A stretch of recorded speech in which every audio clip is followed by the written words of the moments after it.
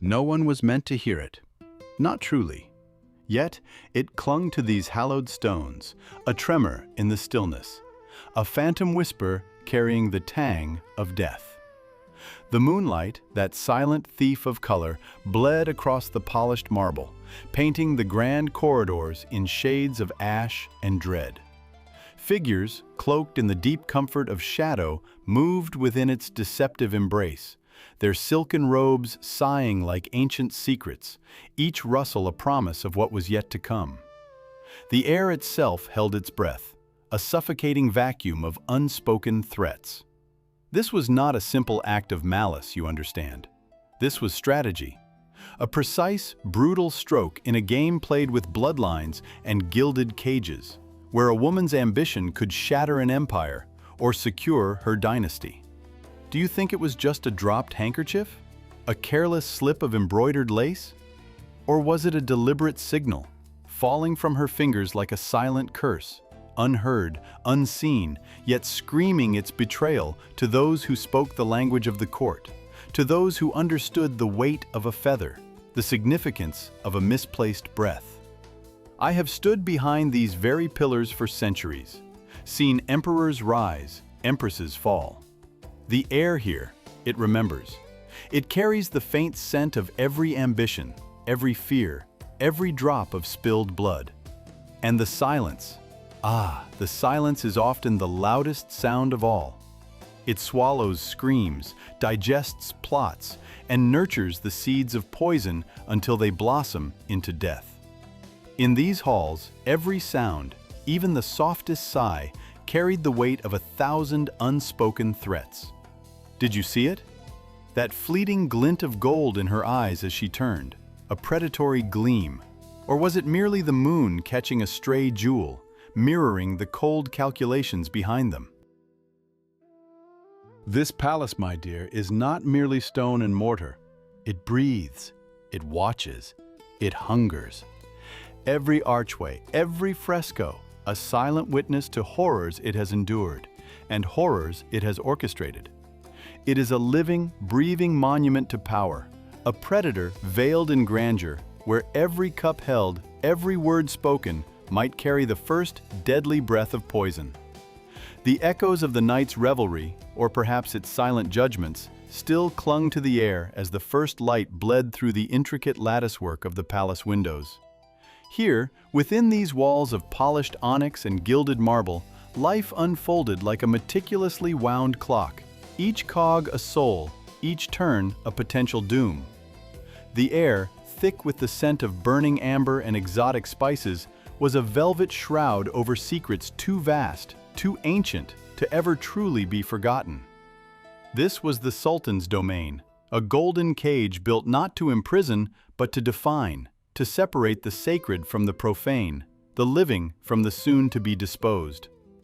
Every sweep of a eunuch's robe, every whisper of silk against stone, was a note in the symphony of absolute power. And beneath this opulent canopy, where concubines shimmered like captured jewels and viziers moved with the weight of empires on their shoulders, there existed another stratum, a girl. Unnamed, unburdened by lineage, a slave. Her presence was less a shadow, more an absence, a flicker at the periphery of greatness, yet her eyes, those dark, fathomless pools, missed nothing. The morning meal arrived, a ritual of staggering precision. Dishes of roasted quail with figs, honeyed dates glistening like rubies, and goblets of chilled sherbet infused with rosewater. Each plate a miniature feast, each bite a testament to the Sultan's boundless wealth, delivered by hands trained to move without sound, without expression.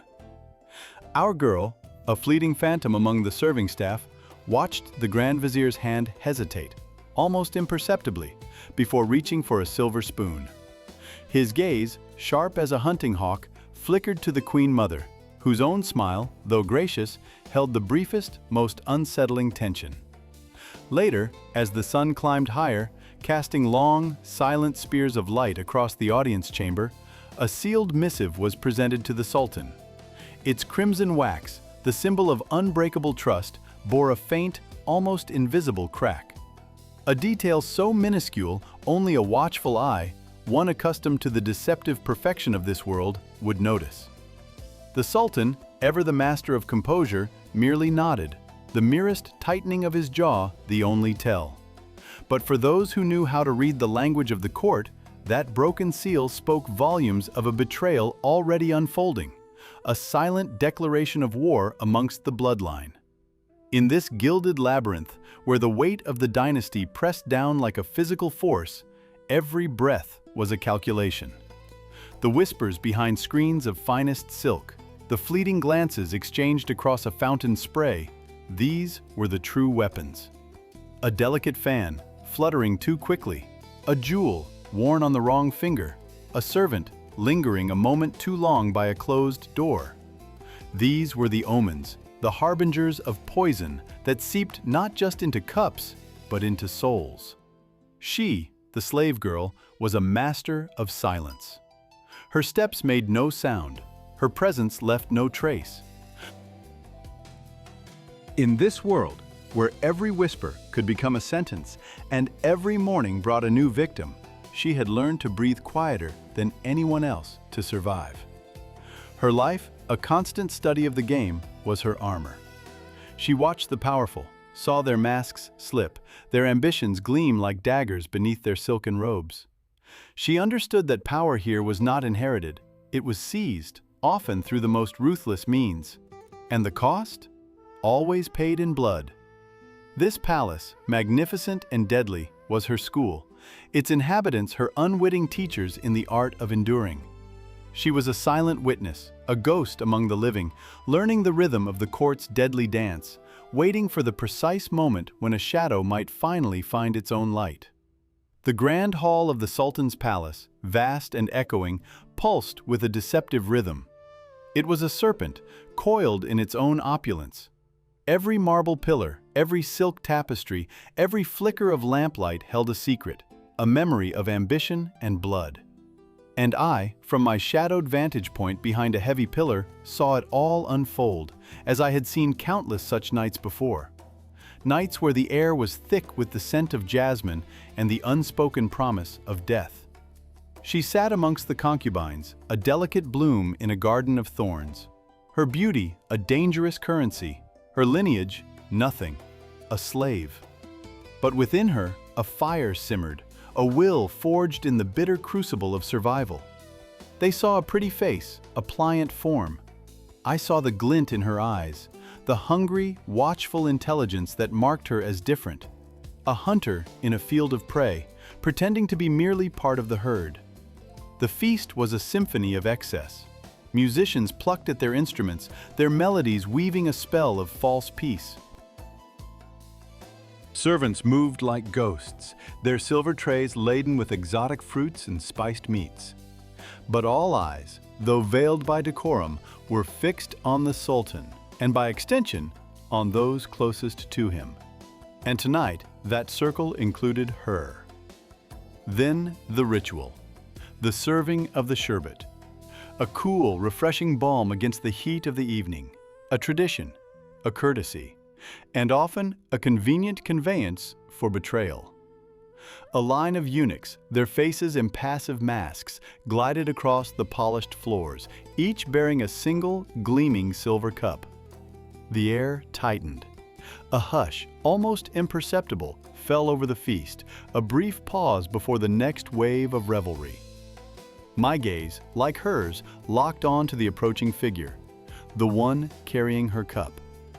See the hand, the slight tremor, the way the light danced on the polished metal, reflecting a distorted image of the world? Her eyes, those remarkable eyes, followed every subtle shift. She saw the faint, almost ethereal haze that clung to the surface of the pale, ruby-red liquid, a hue too deep, too still for mere pomegranate and rosewater.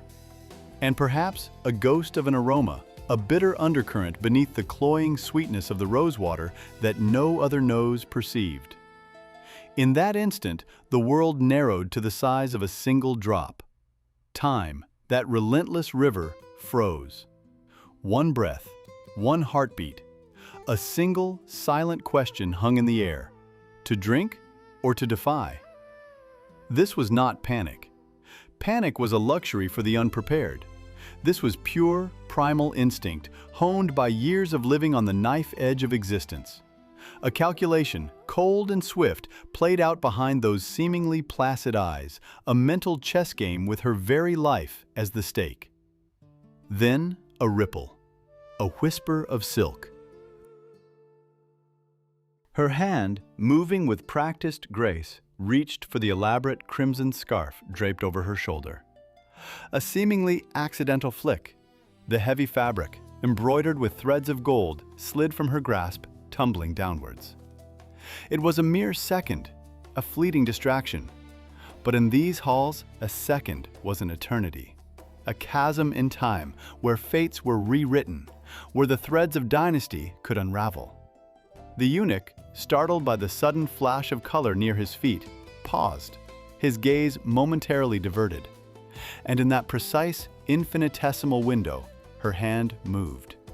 A blur beneath the table, quick as a viper's strike. Another cup, seemingly identical, was already waiting, hidden, perhaps, beneath the folds of her gown, or perhaps switched with the cup of a lesser concubine, whose life mattered not in this grand game. A swift, silent exchange. No rustle, no clink. Only the faintest whisper of silk against porcelain. When the eunuch straightened, his face once again a mask of indifference, the cup was back in her hand. The crimson scarf lay innocently on the floor, waiting to be retrieved. The air, thick with the scent of potential death, settled once more. Did they see? Did the Sultan from his gilded throne, or the Sultana from her throne of shadows, notice the subtle shift in the currents? Perhaps not. They saw only a slave recovering a fallen accessory. But I saw, and I knew. This was not chance. This was a statement, a quiet, defiant roar in a world that demanded silence. She raised the cup, her gaze sweeping across the faces of those who watched, a subtle challenge in their depths.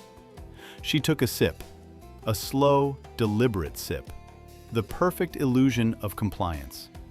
And in that moment, the true game began, the game of the survivor, the game of queens played by a slave. The dynasty trembled, though none yet knew why. The shadow of the poisoned cup had passed, leaving behind not death, but a promise of a reckoning. A bloodline saved not by might, but by the cunning of a heart that refused to be silenced. The storm had passed. The marble halls, once loud with frantic searches, now held a silence far more chilling than any scream. This stillness, dear viewer, was not peace. It was the hushed breath of a palace holding its judgment, a silence that carried the scent of fear and the heavy rustle of silk. No one had witnessed the exact moment the poison found its mark, nor who truly ordered its passage. But everyone knew who had survived. And that changed everything. The faces that once dismissed her with a glance now flickered with something new: fear, grudging respect. She was no longer chattel, a mere pawn. She was the one who had walked through death's shadow and emerged, or so it seemed. Her gaze, once meek, now held an edge, a depth that saw through gilded lies. Her silence, once submission, had become a heavy cloak, stifling inquiry, holding secrets like stones in a riverbed. She moved with a new, deliberate grace. The air around her shifted, charged with unspoken truths. The plot's architects? Some vanished overnight, their names erased. Others were exiled, their bloodlines severed from the dynasty. Betrayal, once a whisper, became a stark truth etched into the palace stones. In its wake, she stood, a testament not to innocence, but to a chilling resilience. Her survival was no victory of virtue. It was an act of necessary cruelty, a declaration of a cold will to endure. She had not merely been a victim, she had become an instrument, a blade forged in near death. The poisoned cup, meant for her, had served as initiation. Now, she was not just a figure upon the board, but a shadow learning to move the pieces. The game, my dear ones, had only just begun. She stands now, draped in the finest silk, a ghost in the chambers she once cleaned. The girl who arrived, trembling, has long since withered, replaced by something forged in the heat of fear and the chill of calculated resolve. Look closely at her eyes. Do you not see the vast, empty spaces where innocence once resided? The deep, unsettling quiet that echoes the palace's own ancient silence. She drank the poison and survived. But survival here, my friend, is not a simple reprieve. It is a transformation. It is the embrace of the very venom that sought to destroy you. She carries the palace within her now, its shadows clinging to her skin, its cold ambition beating in her veins. Every whispered conspiracy, every averted gaze, every act of betrayal, she has absorbed it all, becoming a living chronicle of this gilded prison. Her will, once bent to the whim of others, is now a blade, honed and merciless. What is the price of such a victory? It is to become the enemy you once feared. To understand that the truest power lies not in life, but in the ruthless, unyielding will to cling to it, even if it means sacrificing every part of your former self. A will that can be far more terrifying than any death. She walks to the grand window, her reflection a stark silhouette against the moonlit tiles of the sprawling dynasty. Her fingers, no longer calloused, but bearing the subtle mark of a life lived on the razor's edge, close around a heavy, ornate gold anklet. Once, it chained her to servitude. Now, polished to a formidable gleam, it rests in her palm like a weapon, or perhaps a scepter. A grim reminder of the bloodline she infiltrated, the rules she rewrote. This is not the end of her story, you see. It is merely the ominous dawn of a new, far more dangerous game. And she, the Silent Queen, has just begun to play.